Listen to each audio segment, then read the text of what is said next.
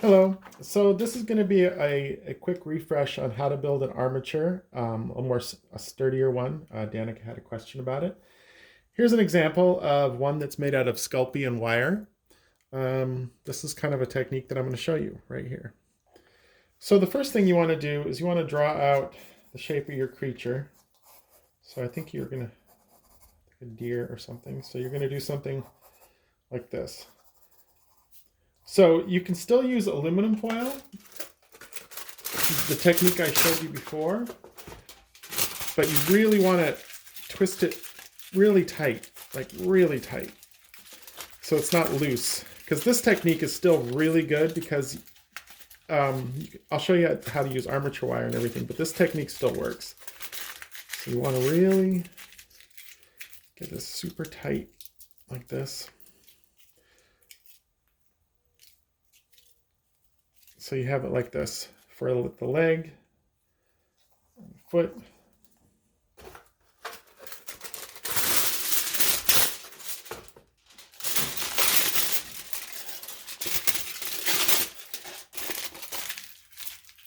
Keep twisting it, twisting it.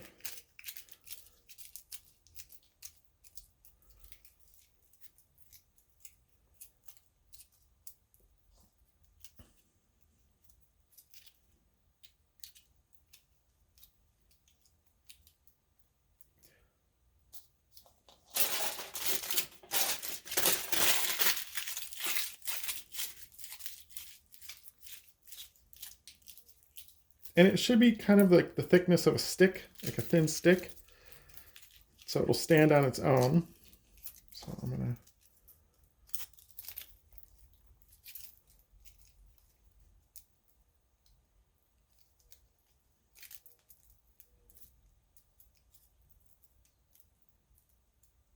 put some hot glue.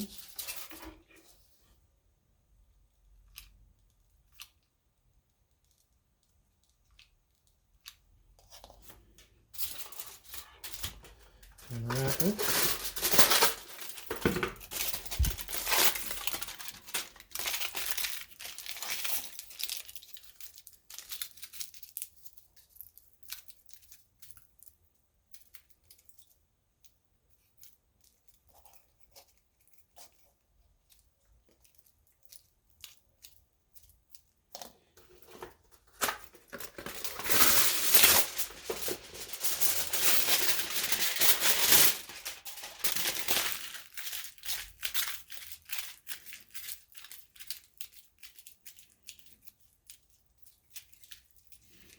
And you want to leave enough at the ankle, because I think that's another problem, is the ankle is not strong enough. This is a big old foot.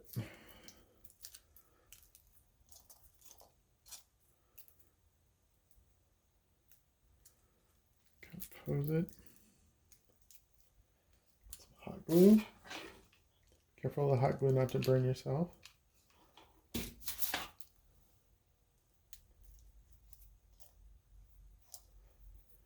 And the other leg.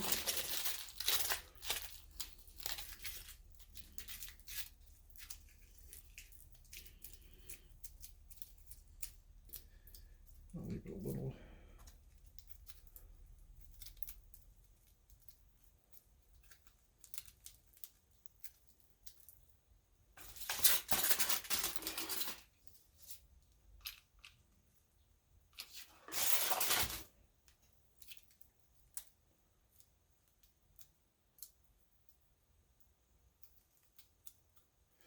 So then you have kind of your basic armature, and then you could start covering it with clay. Now what you could also do is, if it's still too spindly, is you tear off little tiny pieces. If you want to reinforce it, like let's say you want to do this, and you start wrapping it around and making it thicker and thicker and thicker. And it should be it's pretty sturdy. As you can see, I'm hitting it. So if you were to cover it with clay, it would definitely stand on its own. Let me just put a head on here.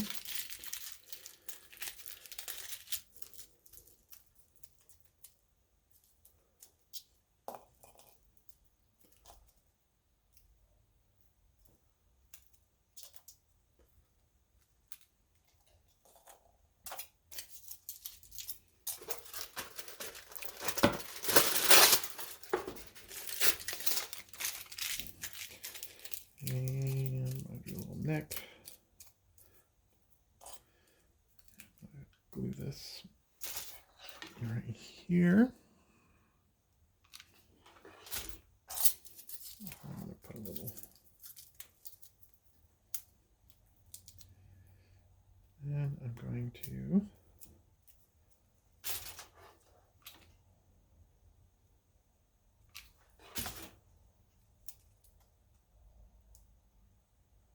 glue that on there like so. So there you have a really weird looking aluminum camel. But like I said, if it's too thin,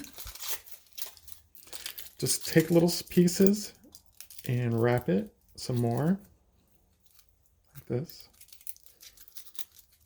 And just reinforce the areas. Pinch it like that.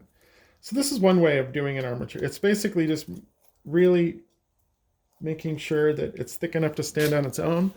And it depends. If you're gonna do something really heavy, then I would suggest this next method. But this should work for that. Now, another technique is using floral wire. You can get this at Michael's or any arts and crafts store or Amazon. It's called floral wire. It's basically wire covered with cloth. And you're gonna need a pair of clippers.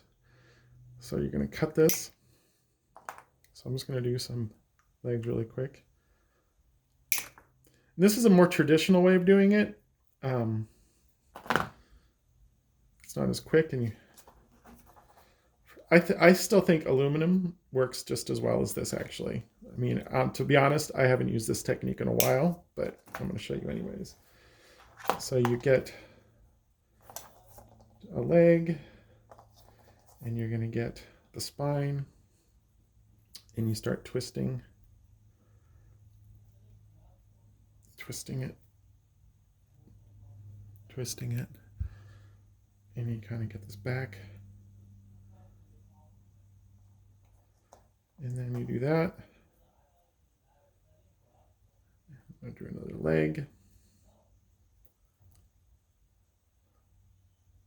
So then I also have 3 legs here. So then you have this armature like this, and this is kind of the method that this was made out of, but this was covered with Skelpie and then baked. And then what you can do, so if you don't want to use a lot, it's the same thing. You cover this with aluminum foil to really bulk it up. And this is pretty sturdy. But it's just a matter of, I'm not going to go through and bulk it up. But I hope that answers your question. There's also different gauges in wire. I don't suggest getting this unless you're doing a really big sculpture, but this is aluminum wire. This is what you guys will be using when you're sculpting your monsters in your class or whatever type of sculpting class you take at Art Center. And then there's a really thin one. I don't suggest using this either. This is too thin, but you can also do some cool stuff with this by like making hair. If you want to get really serious, you can start lashing this, but these techniques take a lot longer than the payoff isn't worth it. I would first try to go with this technique and then go with this armature wire technique. Works really well. I'm just gonna do this. Just fill it up a little bit.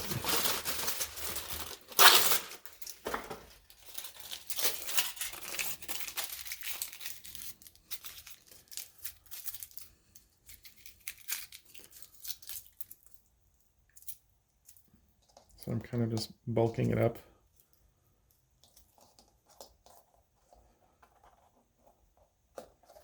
You also want to put hot glue at the joint, right here, the joint area.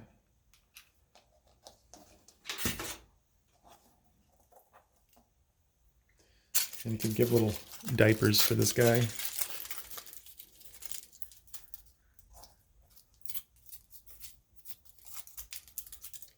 And this technique will be really sturdy eventually, but you can really get some good poses, bend it. Anyways, you get the point. So there you go. There's 2 armatures. There we go. So another question that someone had was how to build hard surfaces.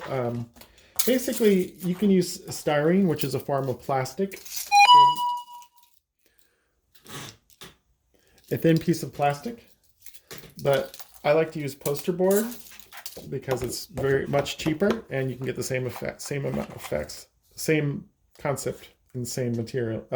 Sorry, my brain is not working. Same process and the same techniques. So what you want to do is you want to draw, let's say I'm doing the side of a truck.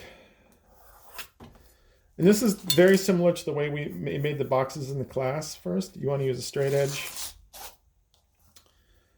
And hopefully I'm on camera.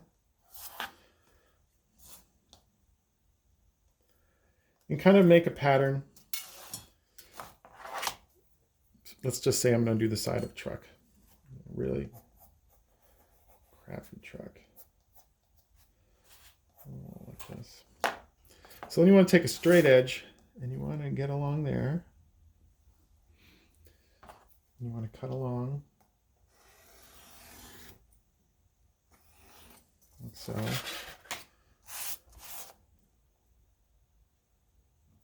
Cut along like so.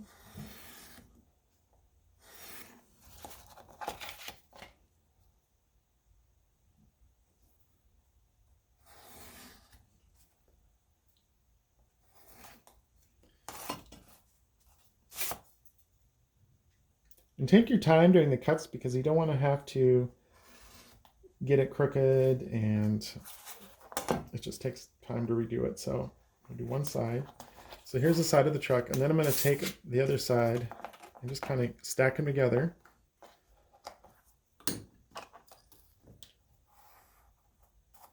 And do the other side.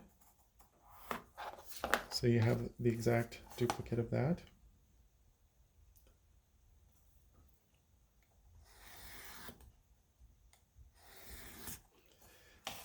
And like I said, there's a lot of paper models online that you can buy or just find for free. I suggest you can use that as a template because you can do, or just a starting space. And then you can bring it into Photoshop and kind of create your own. So then I'm going to get the back. I mean, there's a lot of ways to do this. It's just a matter of how complex you want to make your model.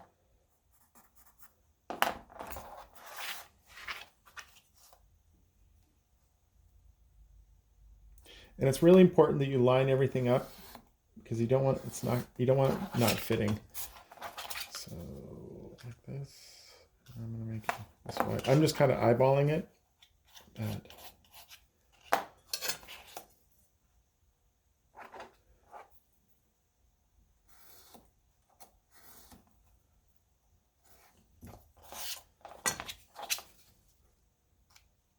So you have this joint here, and then what you do is you get cut a little corner like this to put two pieces together. These little triangles like this. Some Elmer's glue. You can use Elmer's glue, but there's also architectural glue called Sobo, which is, and I'll show you a picture of it. It's basically like Elmer's glue, but it has a lot less water in it, and a lot of architects use it. But for now, we're just going to use this. So if you want to put two sides together like this, you can glue it like this, but it's not really going to hold that well. And it's going to get really frustrating. I mean, this will work.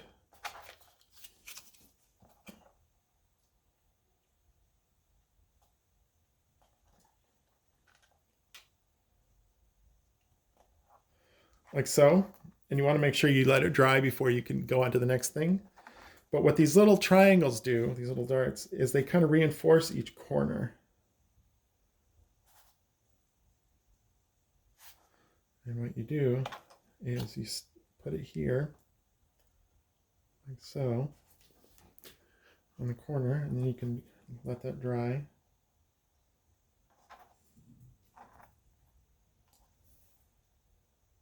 Another one. Let that dry. Let those dry for a little bit. Don't just slap it on. But what that does is it gives something for the glue to hold on to, and it gives it a much better surface to glue to. So then it's just a matter of going like this.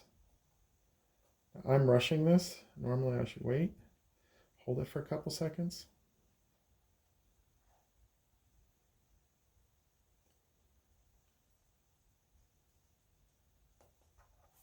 Like so, and let that dry. So we're going to let that dry for a second. And then you have a corner like this, and you want to do the same to the other side. and this process just continues. And then you cut pieces to fit on top of this and go around. So hopefully that was helpful. There's a lot more I can get into on making these things, but please ask me questions in class, and I can't wait to see you. Thank you. Bye.